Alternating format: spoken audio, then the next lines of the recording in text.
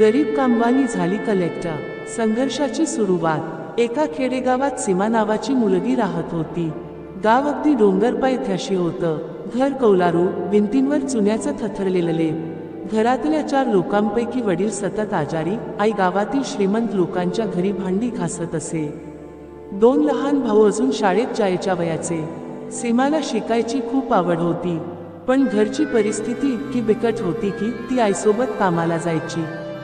वाड्यावरील लोकांच्या कडवट बोलण्यांना उत्तर न देता ती शांतपणे भांडी घासायची, झाडू मारायची।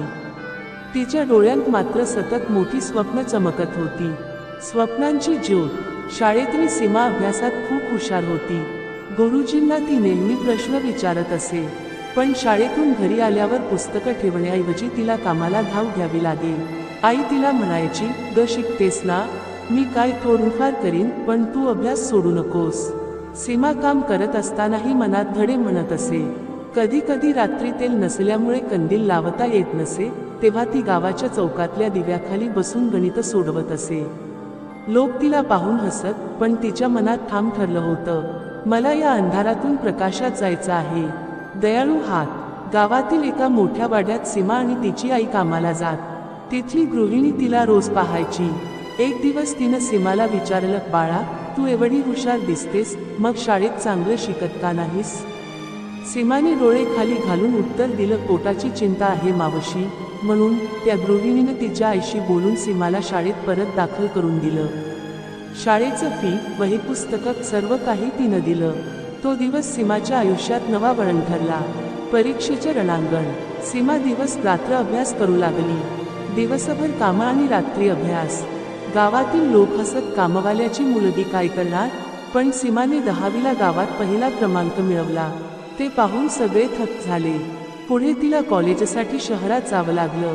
आईने सोन्याचं छोटंसं दागिनं गहाण ठेवलं आणि मुलीला शहरात पाठवलं।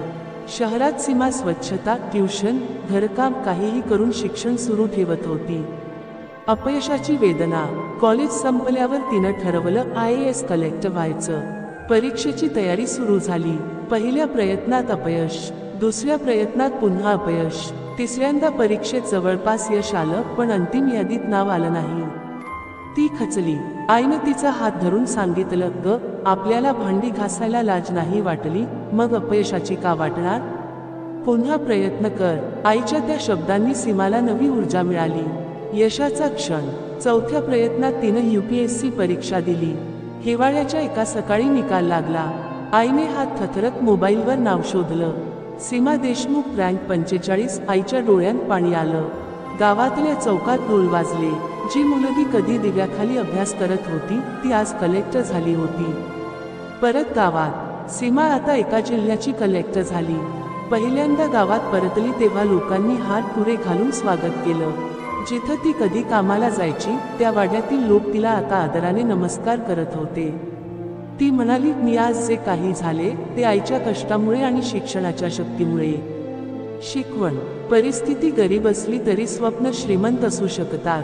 मेहनत, चिकाटी आणि आईवडिलांचा आशीर्वाद असेल तर काहीही शक्य आहे। कामवाल्याची मुलगी कलेक्टर होऊ शकते, फक्त हिंमत सोडू नका।